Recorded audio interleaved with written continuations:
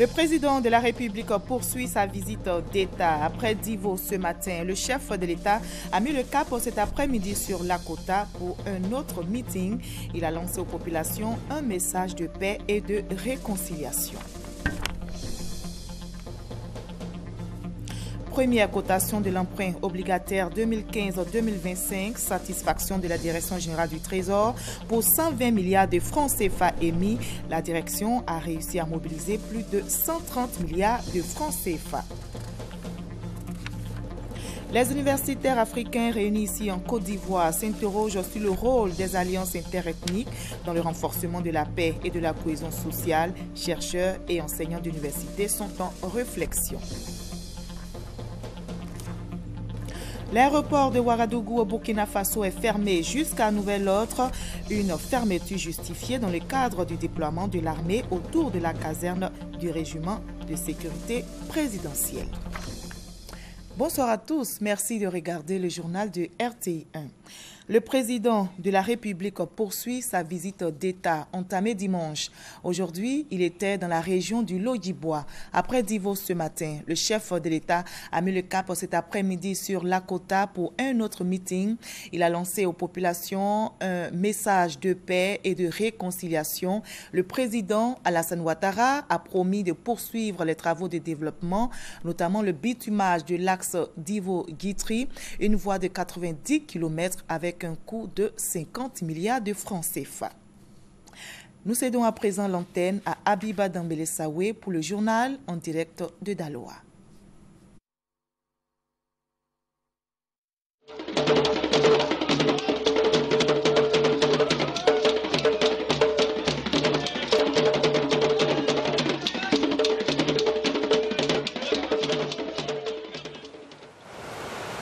Mesdames et messieurs, bonsoir. Bienvenue dans notre journal spécial en direct du centre culturel de Daloa.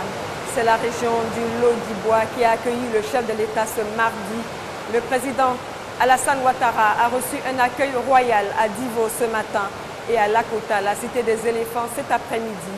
Les populations ont ainsi voulu manifester leur reconnaissance au président Alassane Ouattara qui a consenti des efforts importants pour le développement de leur région, notamment dans le cadre du programme présidentiel d'urgence où plus de 21 milliards ont été investis, plus de 12 milliards pour le département de Divo, un peu plus de 6 milliards et demi pour Lakota, un total de 21 milliards, tout cela pour améliorer les conditions de vie de ses concitoyens.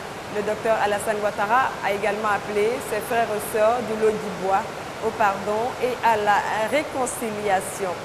Le président Alassane Ouattara était donc très attendu à Lakota pour la deuxième étape de sa visite dans le Lodjibois. Notre reporter Alexis Wodraogo a suivi l'arrivée et le parcours du chef de l'État. Nous vous proposons son compte-rendu. Aucun des fils de Lakota n'a voulu se faire compter cette deuxième étape de la visite du président Alassane Ouattara dans le Lodjibois. On est quitté à Koumassi, c'est l'association à nous les filles du département de Lakota. Parce qu'il y a notre président qui vient. Donc on n'a pas eu cas matin, mais on a tout fait. Il nous a donné cas. Donc on est venu pour notre président, soutenir le président. Alors que la foule continue de grossir, à l'entrée de la ville, les choses se précisent. Le président Alassane Ouattara franchit l'arc de triomphe. D'un pas ferme, il s'avance vers cette population qui trépigne déjà d'impatience. Avec lui, la Côte d'Ivoire est en train d'émerger. Vous voyez, Lakota a un visage nouveau aujourd'hui et tout ça, c'est à cause de lui. Je suis venue au soleil parce que je suis contente de recevoir mon président. Lakota, là, c'était campement à gauche. Mais aujourd'hui, là, campement à gauche, c'est enterré. Campement à gauche, là, on dit adieu. Aujourd'hui, c'est Lakota. Le temps d'un tour dans la ville, 2 escales, la première pour inaugurer un pont et la seconde pour inaugurer un rond-point, tous deux baptisés Alassane Ouattara.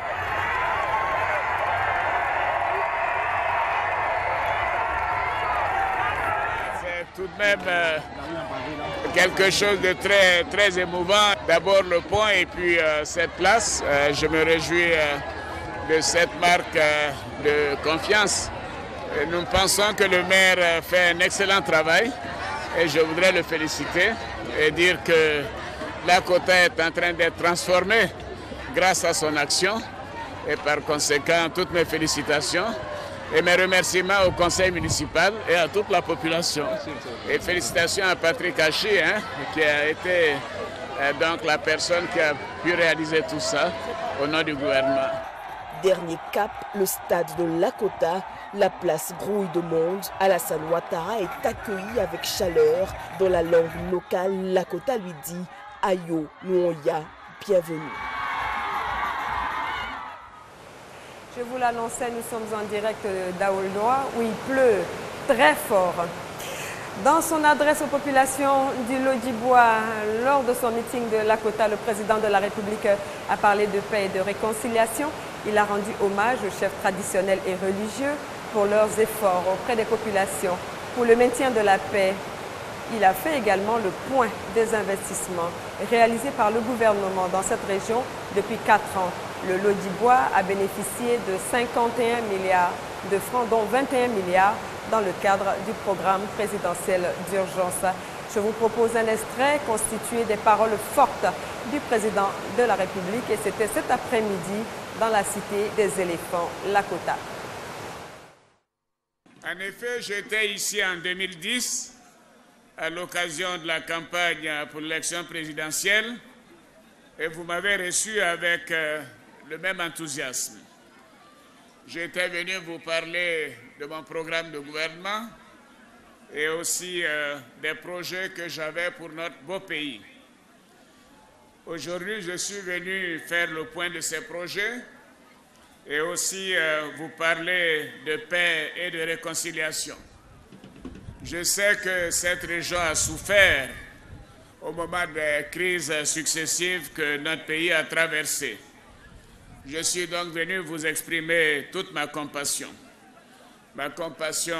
à toutes les personnes qui ont perdu la vie, à leurs familles et tous ceux qui ont souffert des crises passées.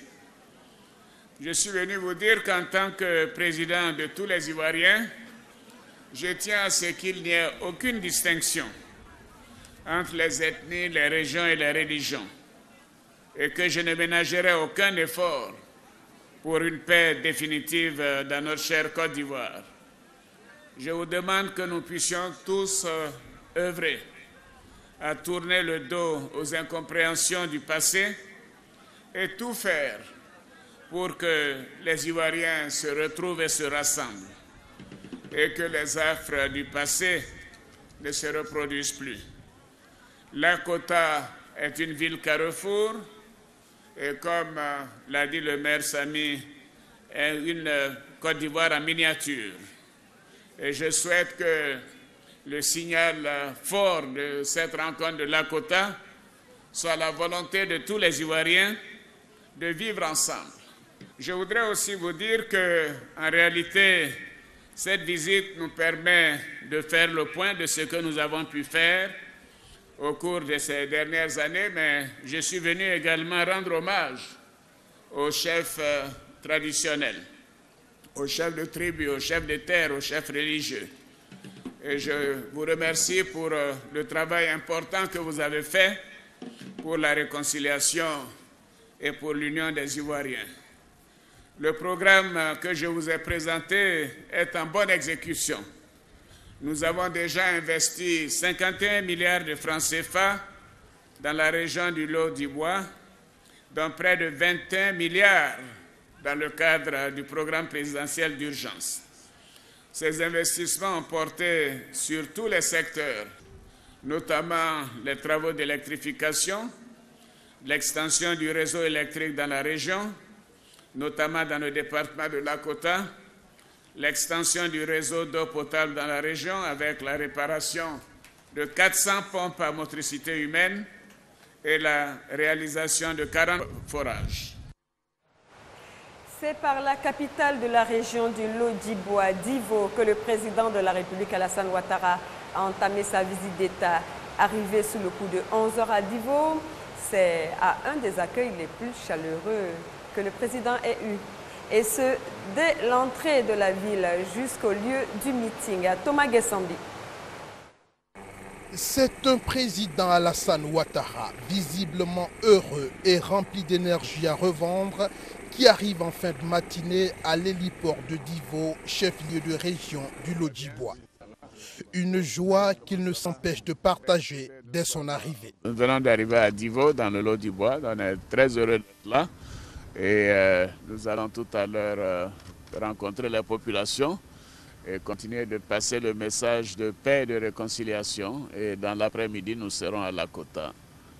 Voilà, on est très content d'être là. Ça fait quand même 5 ans que je ne suis pas revenu, donc c'est une belle opportunité. Pour son accueil officiel, c'est au rond-point de la préfecture de la ville qu'est dressé l'arc de triomphe estampillé Président Ayoka. Bonne arrivée président en langue locale d'Ida. Rendez-vous du président avec la République. Le monde militaire rend les hommages qui conviennent au son de la bidjanaise et sous les ordres du commandant Olivier Fodio-Guadio, commandant en second du 2e bataillon de Daloa. Poignée de main après poignée de main, non sans y ajouter quelquefois de petits mots de communion fraternelle, le chef de l'État peut réembarquer dans son cortège pour faire mouvement vers le lieu de son meeting. Un mouvement ralenti au gré d'une foule, sortie massivement tout le long du trajet à effectuer par le cortège présidentiel pour saluer le chef de l'État. Une foule à la fois tumultueuse et envahissante.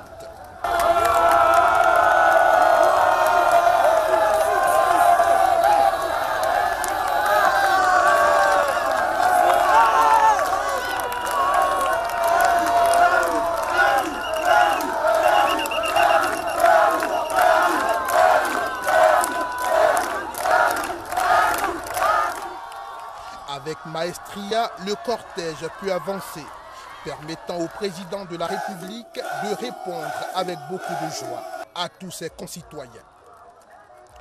De la préfecture jusqu'au lieu du meeting, au-delà même de cette limite, en passant par les quartiers Bada, rue Princesse, Commerce, pour qui connaît Divo, que d'hommes et de femmes mobilisés pour accueillir le président Alassane Ouattara. De mémoire de reporter, une telle marée humaine, on n'en compte que du bout des doigts.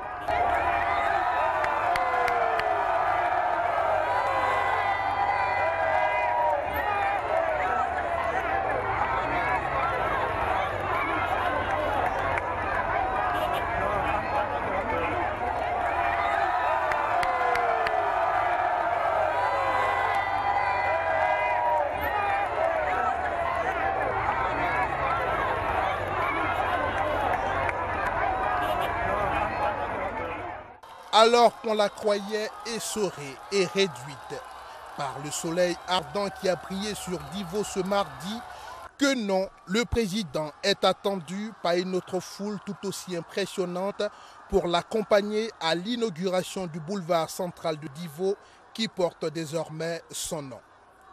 Les explications du ministre des Infrastructures économiques avant la découverte de la plaque sous les clameurs. Le chef de l'État est ému.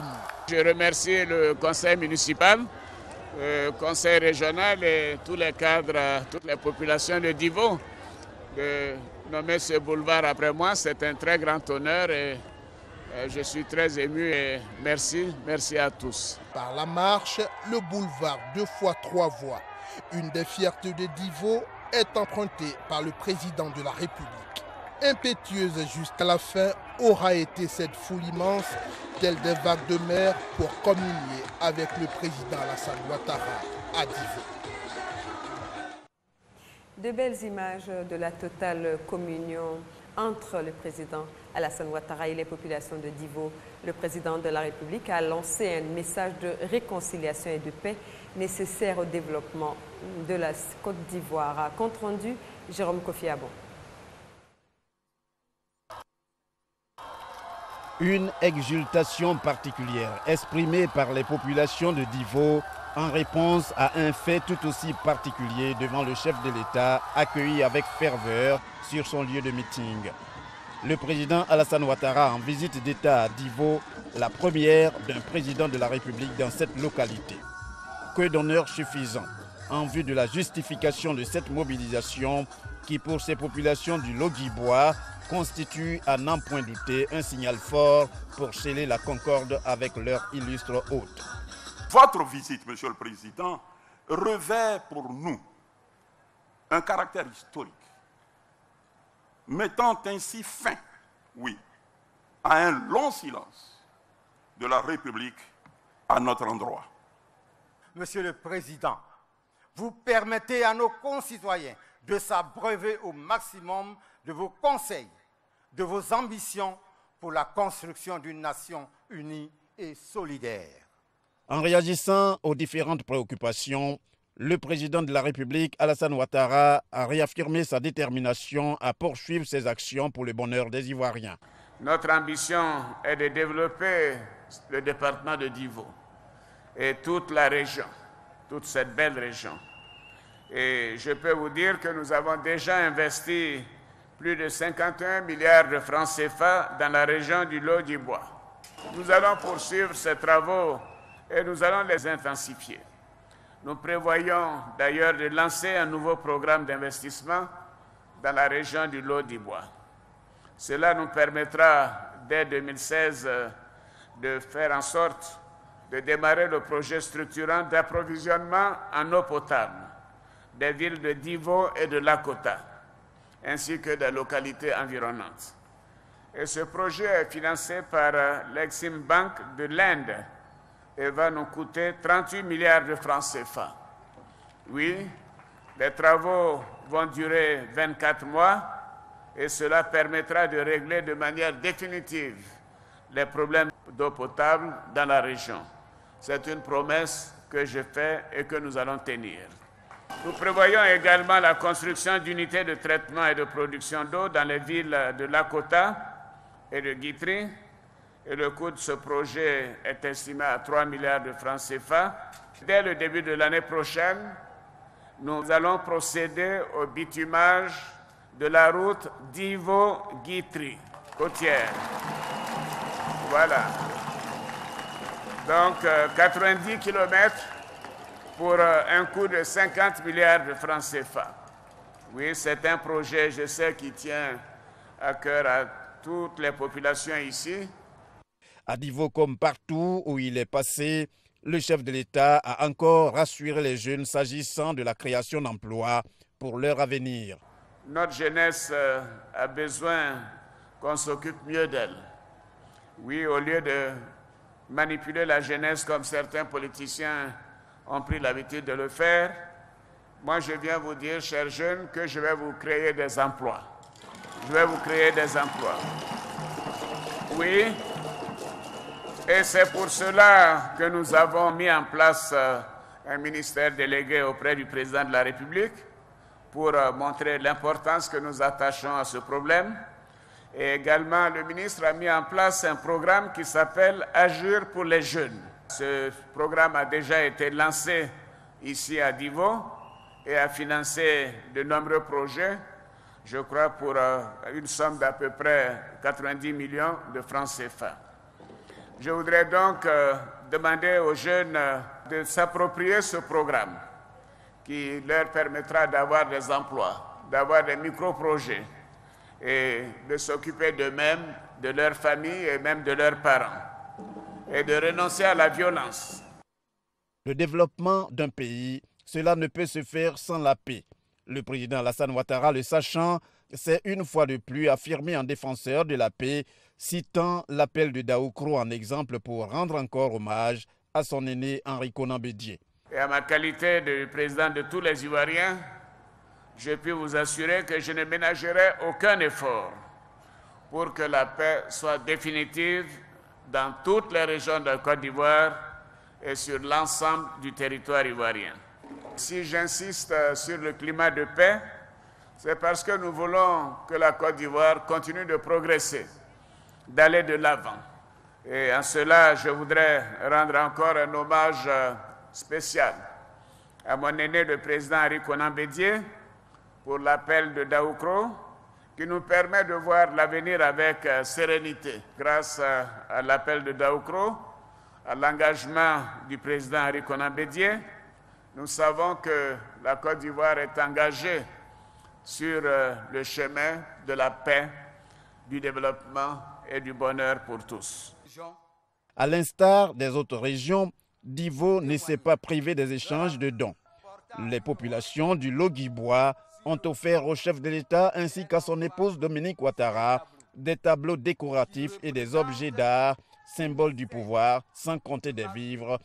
En retour, le président de la République a fait don de matériel roulant, des véhicules de type 4x4 et des ambulances pour l'administration, plus une somme de 19 500 000 francs CFA. Avant de quitter Divo, le président Alassane Ouattara a promis d'y revenir dès que possible, une façon pour lui de s'approprier le slogan de la Cité des Panthères, à savoir Divo un jour, Divo toujours.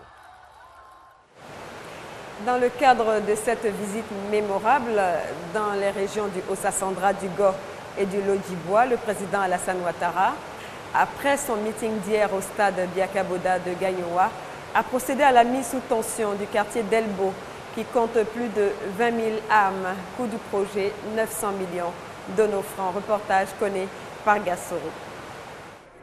Tapis rouge dressé au sol, ministre, élus et cadres de la région du Goro en plein échange. Forces de défense et de sécurité en place. Agents de la compagnie ivoirienne d'électricité CIE arrêtés auprès d'un poteau électrique.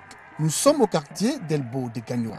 Ici, environ 25 000 âmes ayant appris l'arrivée du président de la République Alassane Ouattara chez eux pour la mise sous tension de leur quartier, les habitants de Delbo se sont fortement mobilisés. Quelques minutes plus tard, lorsque le chef de l'État arrive à Delbo, il est accueilli par le Premier ministre Daniel Kablan-Duncan, des membres du gouvernement, le préfet de région, des élus et cadres de la région et des guides religieux. Tous, avec le chef de l'État et le ministre du Pétrole et de l'Énergie, Adama Toungara, se dirigent vers le poteau électrique pour la mise sous tension. Les habitants ici prenaient l'électricité de très loin pour venir dans le quartier.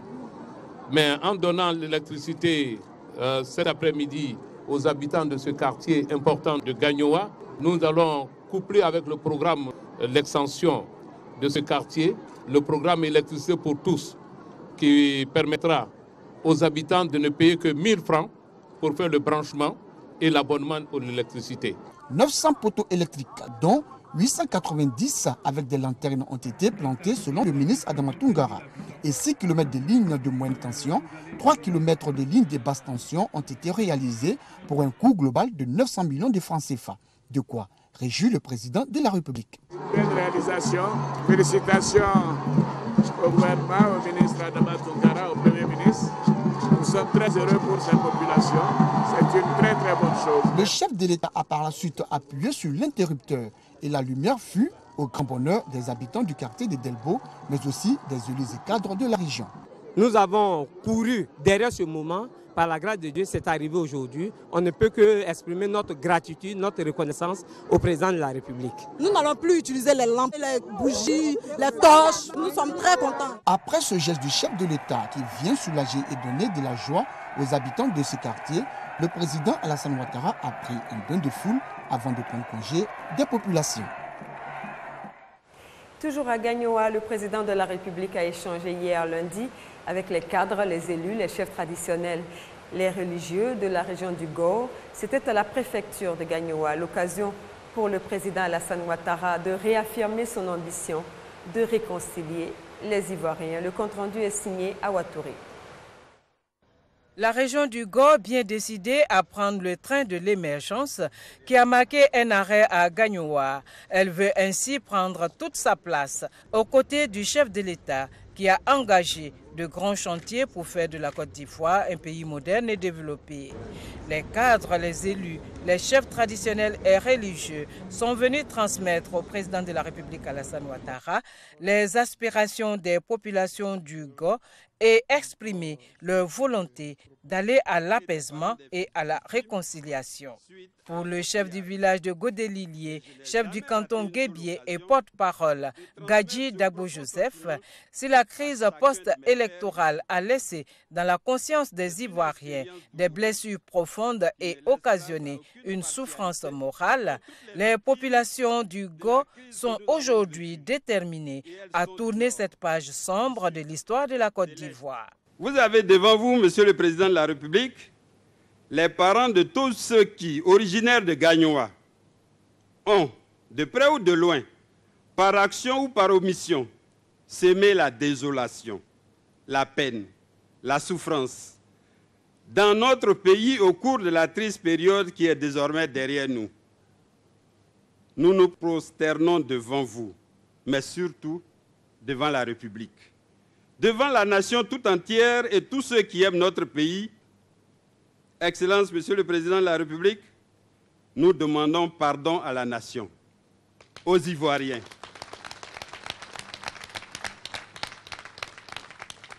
Nous nous inclinons devant toutes les victimes de la crise que nous avons vécue. Et elles sont du nord, du sud, de l'est, de l'ouest et du centre de notre pays. La crise a certes pris fin, mais la tension qu'elle a engendrée demeure, entretenue par des esprits chagrins et irresponsables. Nous sommes disposés, Monsieur le Président de la République, à participer avec vous à la mise à mort définitive de cette crispation qui n'a que trop duré. Excellence, Monsieur le Président de la République, vous êtes le président de tous les Ivoiriens, sans exclusif. Vous êtes le père d'une nation que vous voulez amener à l'émergence. C'est avec nous que vous bâtirez cette Côte d'Ivoire dont vous rêvez. Une Côte d'Ivoire faite de solidarité, une Côte d'Ivoire d'amour, une Côte d'Ivoire réconciliée, la nation de l'espérance promise à l'humanité. Un de nos fils a dirigé la Côte d'Ivoire.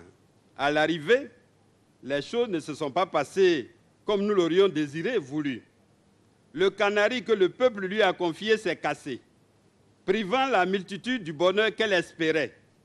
Les pères que nous sommes, collectivement, assumons la responsabilité des torts causés par les enfants de Gagnoa à la nation. Excellence, Monsieur le Président de la République, ici en pays bêté de Gagnoa, le père n'exige rien devant la faute du fils. Il ne menace personne. Il ne demande pas de contrepartie. Il ne monnaie rien. Dans la dignité, il demande juste pardon. Ému par la teneur et la sincérité de ce message de paix et de réconciliation, le président de la République a salué la grandeur, la noblesse et surtout la sincérité du peuple du Go. Ce n'est pas facile quelquefois de demander pardon, mais le pardon grandit l'homme. Et donc, je voudrais vous exprimer tout mon respect et toute ma considération. Je voudrais aussi vous dire qu'en tant que chef de l'État et président de tous les Ivoiriens, moi aussi je demande pardon à tous nos concitoyens pour ce que notre pays a vécu ces derniers temps. Car de nombreux Ivoiriens se sont affrontés et nous en connaissons les résultats malheureux pour chaque région de Côte d'Ivoire, quasiment pour chaque famille. Et cela donc est difficile. Mon ardent désir est véritablement de réconcilier tous les Ivoiriens, sans exception, sans frontières, d'ethnie, de région, de religion, car je suis persuadé comme vous que c'est dans l'union et dans le pardon que les enfants de ce pays feront donc de la nation ivoirienne un grand ensemble.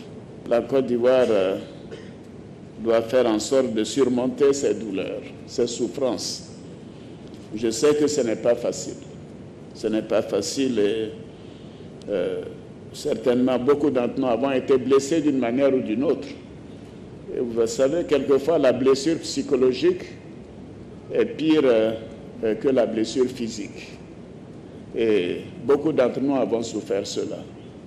Mais nous devons avoir la grandeur et l'humilité de savoir pardonner, de savoir aller de l'avant.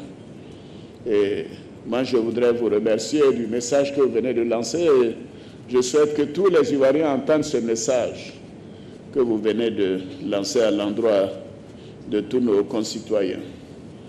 Et le courage de dire qu'en tant que père, vous endossez ce que vos enfants ont fait est également une marque de grandeur. Je peux vous dire que l'ancien président Laurent Gbagbo est un frère à moi. Nous avons été certes adversaires politiques, mais nous avons passé de grands moments d'amitié. Et comme beaucoup d'entre nous, j'ai été particulièrement surpris par ce qui est arrivé.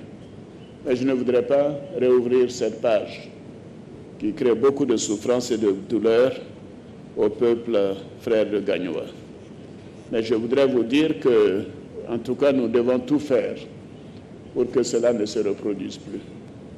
Parce que, vous savez, une élection, c'est tout simplement d'accepter ce que nos concitoyens veulent. À l'approche de la prochaine élection présidentielle, je voudrais que chaque candidat se dise que l'élection est tout simplement une compétition. Il y en a qui gagnent, il y en a qui perdent. Et quand on perd, on doit accepter et féliciter celui qui gagne et le faire dans la paix. Dans la paix, parce que les conséquences de la manipulation des populations sont très, très, très imprévisibles. Et nous en avons vécu donc l'expérience. Cette rencontre entre le chef de l'État et les cadres élus, chefs traditionnels et religieux, a laissé apparaître une promesse, l'apaisement des cœurs qui va véritablement contribuer à la construction d'une paix durable en Côte d'Ivoire. Nous vous proposons les réactions des cadres et chefs traditionnels de la région du Go au terme de cette rencontre. Les chefs ont exprimé ce que tous les cadres pensent, c'est-à-dire nous recherchons essentiellement la cohésion. Une fois qu'il y a la cohésion à Gagnoa, une fois qu'il y a la cohésion en Côte d'Ivoire, tout le reste est possible. Toutes les revendications pourront être satisfaites. Moi-même, je suis au plan national, le point focal, le dialogue entre l'opposition et le gouvernement. Et donc, j'adhère totalement à ce qui a été dit par les chefs et les cadres de Gagnoa. Et je suis satisfait de la réponse du président de la République. Et c'est ensemble que nous pouvons bâtir d'abord la paix et ensuite le développement. Le passé, c'est le passé. Nous devons aller de l'avant. Et comme l'a dit les chefs traditionnels, nous aussi, nous sommes prêts à monter dans le train de l'émergence pour une Côte d'Ivoire réconciliée et pour une Côte d'Ivoire qui gagne. C'est une très bonne chose que le président de la République, dans sa tradition de revaloriser la politique du Houphouët-Boigny, passe dans toutes les régions pour développer les régions. Et moi, je pense que... Moi, je suis fils du Houphouët-Boigny.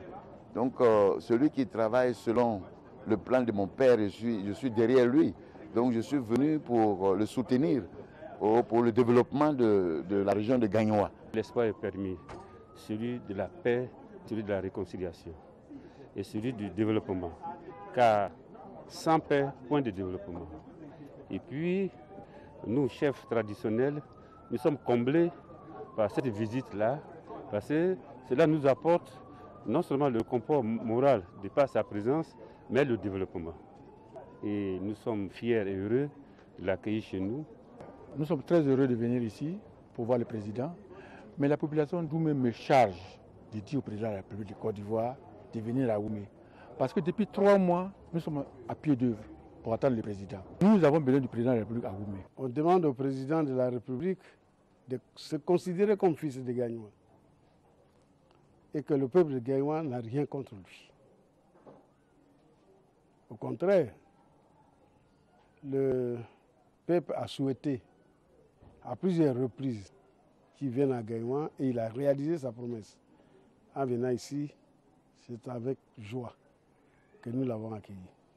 Dans tous les villages, les 165 villages qui composent le département de Gagnoa, les gens sont tous venus. Oufo-Boigny disait, on peut obliger quelqu'un à applaudir, mais on ne peut pas obliger quelqu'un à rire. Mais vous avez vu sur le visage des gens, comment les gens étaient contents, comment les gens voulaient lui serrer la main. En tout cas, nous sommes satisfaits. On a vu aujourd'hui un président qui a tenu parole. Aujourd'hui, tout Gagnois est uni, est content, est heureux de recevoir Monsieur le Président de la République. Il est président de la République de toute la Côte d'Ivoire et de tous les Ivoiriens. Il faudrait qu'on se mette ensemble pour développer notre pays, notre région. Merci, Monsieur le Président de la République. Merci à tout son gouvernement. Merci à tous les cadres de la région de Gagnoa qui se sont mobilisés pour démontrer que face au développement, il faut d'abord une union, la paix, l'amour et la joie. La première dame de Côte d'Ivoire, Ozoa, la dame au grand cœur, Dominique Ouattara, a fait de nombreux dons aux femmes du département de Divo, 120 millions de francs matériels. En plus de ces dons, Dominique Ouattara augmente le niveau de crédit FAFSI pour le bonheur des femmes du département. Ce sont désormais 200 millions de francs CFA au lieu de 120 millions comme par le passé qui sont mis à la disposition des femmes de Divo pour le financement de leurs différents projets. La cérémonie de remise de dons à Hippocadre, la mairie de Divo et la première dame était représentée par sa directrice de cabinet. Thomas Guessambi, reportage. La première dame offre 8 décortiqueuses de riz et de broyeuses de manioc, 20 congélateurs. Une longue, très longue liste de dons pour différentes couches du département de Divo. Au-delà de l'espérance de cette présidente des femmes. Vous voyez ma voix qui est partie. C'est le jour que les bagages sont arrivés. J'ai crié au nom de toutes les femmes de Divo. Parce que les bagages étaient descendus dans mon village, précisément à Bada. Donc j'ai crié du jamais vu a été vu. Même les aveugles ont vu. Qui dit mieux? 120 millions de francs CFA de dons, au nombre desquels une ambulance médicalisée pour des localités reculées de la ville de Divo.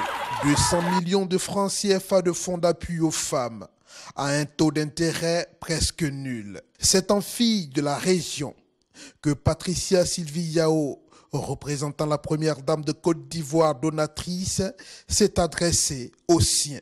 Elle leur demande simplement de prier pour le couple Ouattara qui se bat pour faire reculer la pauvreté dans les différentes contrées du pays, dont Divo.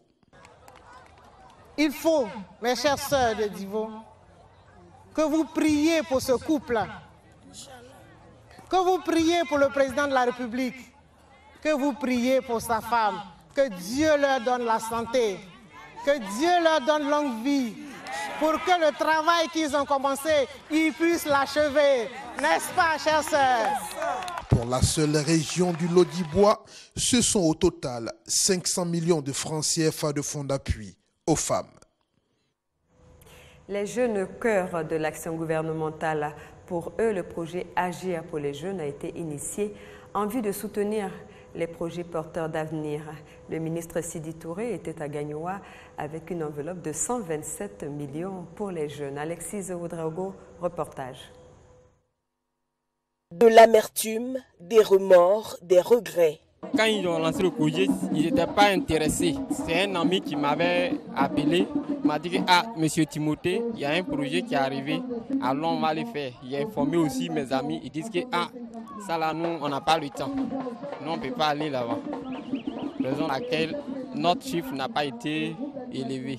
Pour les récipiendaires des chèques du projet Agir pour les jeunes, la joie est totale. Au départ, je ne croyais pas. On s'est toujours dit peut-être c'est les autres qui doivent bénéficier, c'est pas nous. Mais on a pris le courage entre les deux mains et j'ai encouragé madame, puisque moi mon âge ne me permettait pas, j'ai encouragé madame à faire les dossiers. Aujourd'hui, c'est une grande surprise pour nous. Moi je suis peut-être de Vragayo. Et puis bon, on m'octroie quelque chose. Bon, je voudrais dire à mes frères que ça ne sert à rien. Voilà, il faut aller de l'avant. Lui qui vient pour faire la promotion de la jeunesse là, il faut y aller. Il faut y aller. Voilà. D'accord, c'est la jeunesse. C'est pas pour nous. Alors qu'est-ce que nous voulons? Le ministre de la Jeunesse a exprimé sa vision, celle d'une jeunesse consciente et soucieuse de son avenir, de son développement. Ceci n'est que la première étape du projet. Nous comptons revenir pour une deuxième phase, étant entendu que le projet, le remboursement se fait sur une période d'une année et nous reviendrons avec beaucoup plus de moyens, avec un soutien beaucoup plus fort du chef de l'État. Cette opportunité, agir pour les jeunes, n'est qu'une fenêtre pour présenter l'agence emploi jeune qui est là, qui est à leur disposition. Donc au-delà de cette opportunité circonstancielle, ils peuvent aller déposer leur projet qu'ils portent toujours auprès de l'agence emploi jeune.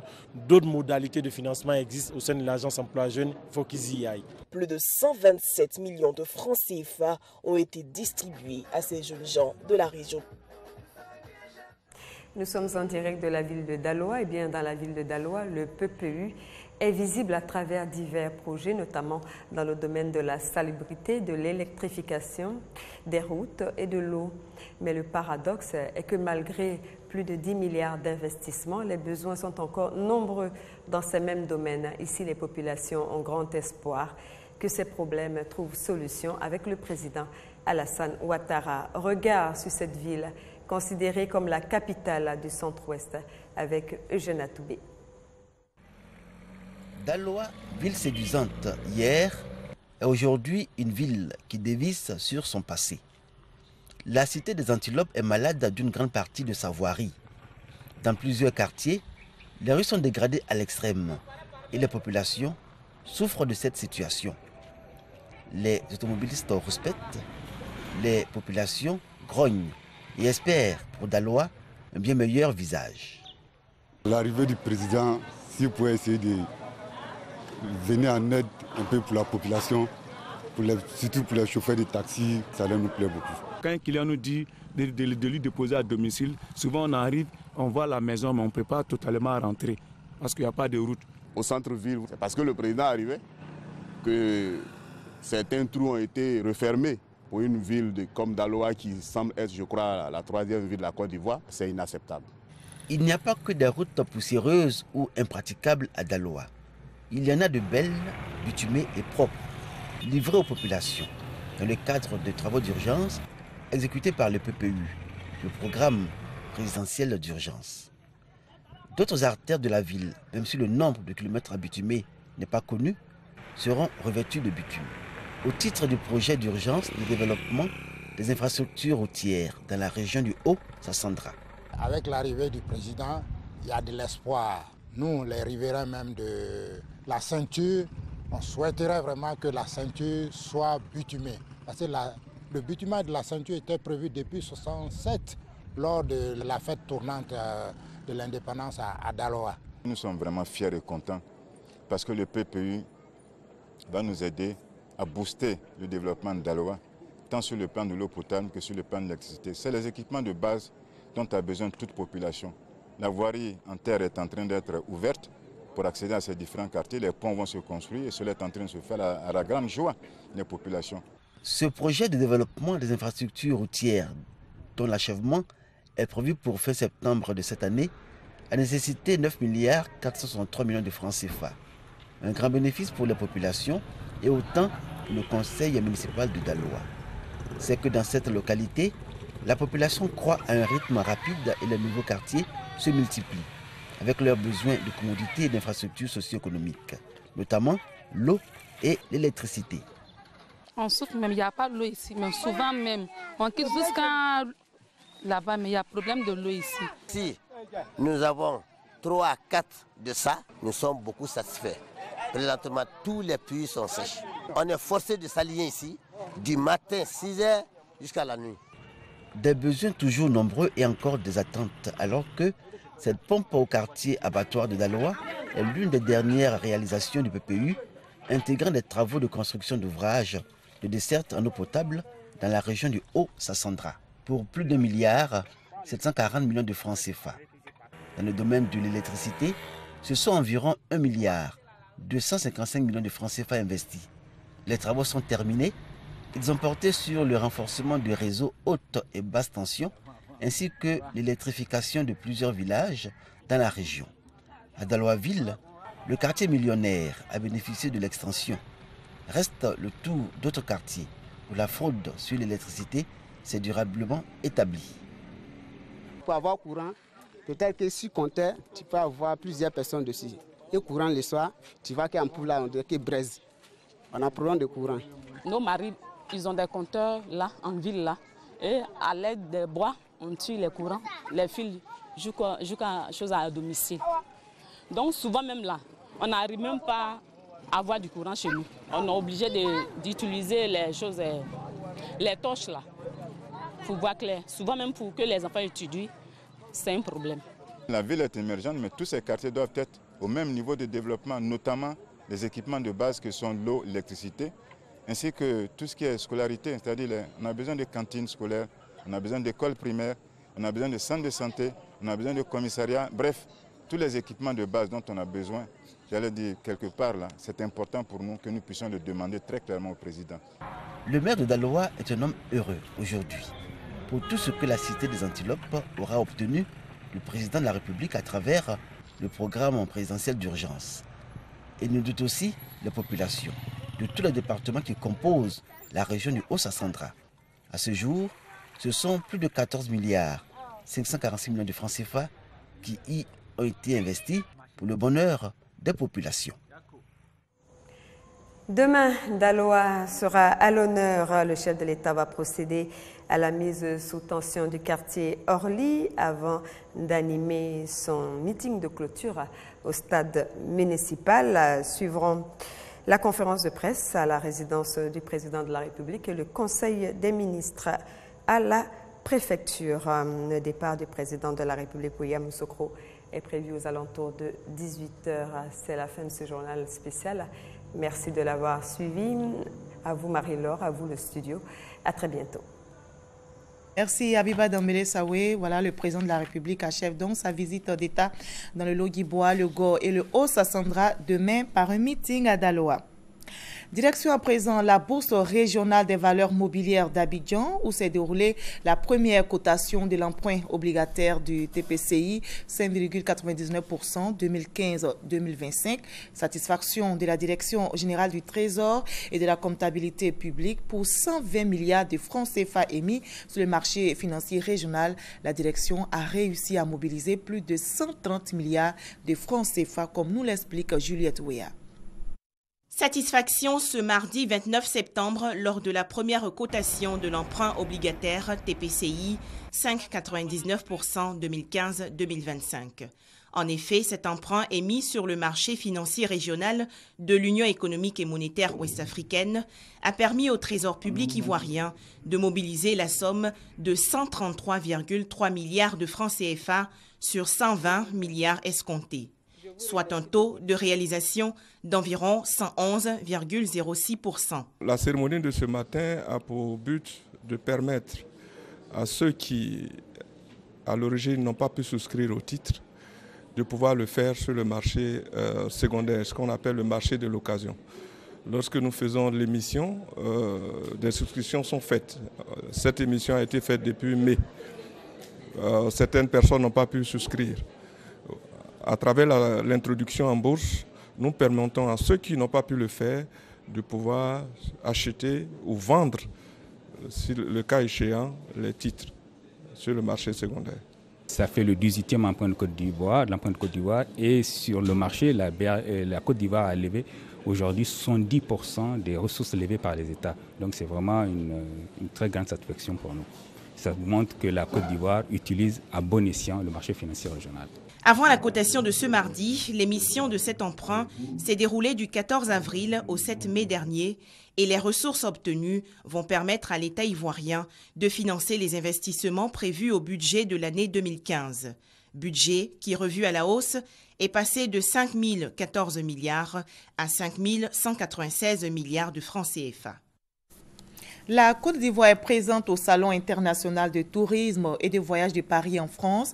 Le Top Reza 2015 a ouvert ses portes aujourd'hui. La délégation ivoirienne fait la promotion de la destination Côte d'Ivoire. Mamadou Kouassi est notre envoyé spécial à Paris.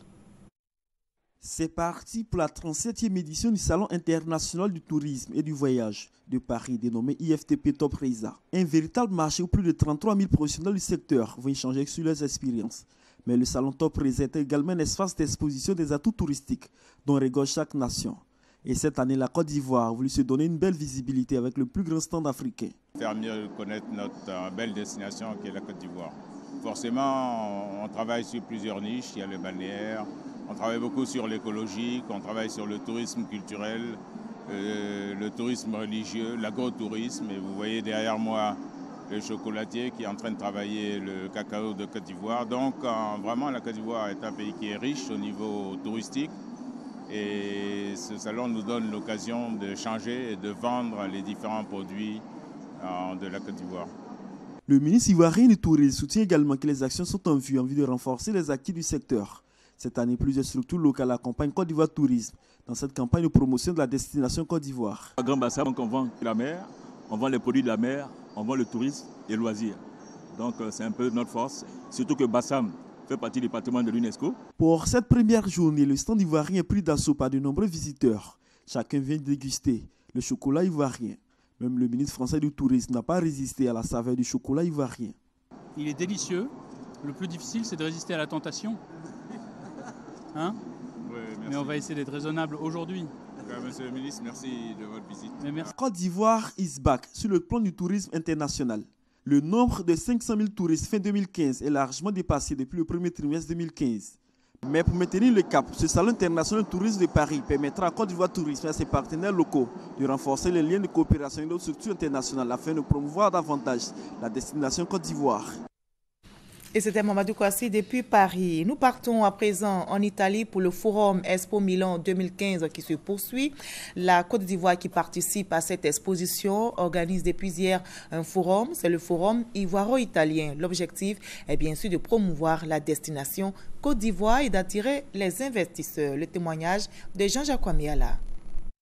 À Milan, en Italie, plus d'une centaine d'opérateurs économiques italiens et étrangers ont répondu à l'appel de l'État de Côte d'Ivoire à l'occasion du Forum économique ivoiro-italien. Tous sont venus pour s'informer sur les potentialités d'investir en Côte d'Ivoire et sur la question, les différents intervenants ont présenté les secteurs porteurs de la Côte d'Ivoire. Il s'agit du Plan national de développement PND, période 2012-2015, et surtout du programme Cap sur l'émergence, doté de 94 projets dont la réalisation mérite un environnement attractif et des réformes. Aujourd'hui, vous pouvez vous réjouir de pouvoir créer votre entreprise en 24 heures. C'est énorme. On a un guichet unique où tout est centralisé. Je crois que c'est un gain de temps énorme et ça nous permet d'être au même niveau que certains pays.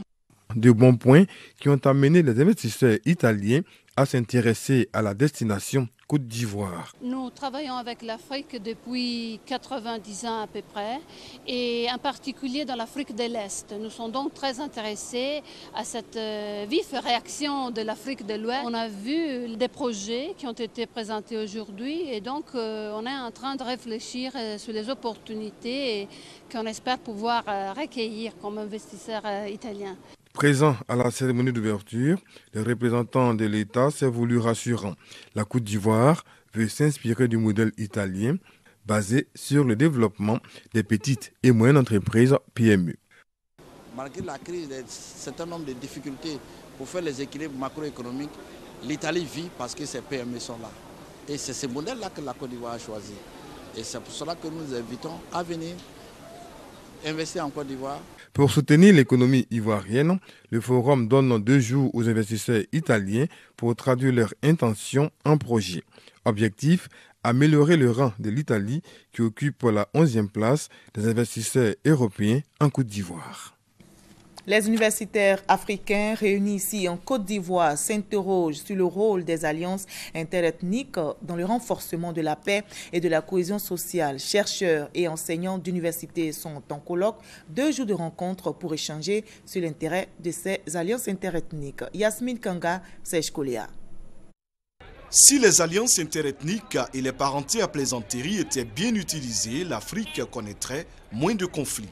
La paix et la cohésion sociale seraient ainsi préservées. C'est la conviction de l'ONG Sanagouya, expression tirée du mot bambara, Sanagou, qui signifie allié. Le colloque, c'est une façon d'approcher tous ceux qui ont écrit sur la question de façon à théoriser sur le concept du Sanangou, de l'allié. Qui est allié de qui? Les gourous ont appris par exemple que leur Sanangou était les Sénoufos. Ces universitaires africains, auteurs de plusieurs travaux sur le sujet, sont venus partager leurs expériences à Abidjan à travers ce colloque international. Tous sont unanimes sur la nécessité d'inculquer ou de réinculquer les valeurs du Sanagouya ou encore du Toupé aux Africains. Je pense que nous avons besoin de tous ces mécanismes pour aller à la paix, pour restaurer le tissu social déchiré par les conflits et les guerres. Avec le défi qui se pose à nos sociétés modernes, c'est de voir comment cette pratique que nous avons héritée de nos ancêtres peut être réinjectée dans le modernisme de façon à permettre aux générations montantes de faire siennes ces valeurs-là afin de parvenir à un développement, j'allais dire, harmonieux. Autour du thème Sanagouya et processus électoral en Côte d'Ivoire, apport, leçons et méditations, les participants inscrivent leurs réflexions dans le contexte politique actuel en Côte d'Ivoire, à savoir la présidentielle 2015. Il s'agit ainsi de contribuer à des élections apaisées en amenant les populations à penser à ce qui les unit.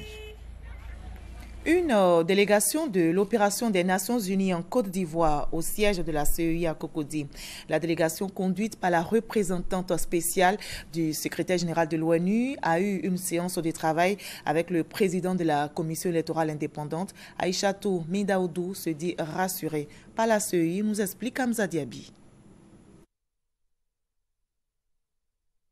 Aïchatou Mindaoudou à la CEI pour une séance de travail. Ce mardi, la représentante spéciale du secrétaire général des Nations Unies en Côte d'Ivoire s'est rendue au siège de l'institution. Une visite qui s'explique par le fait que l'ONUCI accompagne la commission électorale indépendante selon le mandat qui lui a été donné par la résolution 2226 dans certains aspects de l'organisation du scrutin. De temps en temps, nous rencontrons avec le président de la commission électorale indépendante pour faire le point de l'état d'avancement de notre coopération, surtout dans l'identification des modalités d'accompagnement de la CEI dans le domaine logistique, dans le domaine sécuritaire, et puis échanger sur d'autres questions. À la question de savoir si cette coopération la rassure, Aïchatou Mindaoudou est formelle. Oui, je suis rassuré par la commission électorale, par le travail qu'ils font, parce que le chronogramme jusqu'à présent est respecté. Et aussi l'engagement du président de la commission et des membres de la commission de faire en sorte que ce chronogramme soit respecté et que toutes les activités y afférentes puissent être menées dans les délais. Puis elle repart satisfaite de cette séance de travail. La campagne électorale s'ouvre le 9 octobre prochain.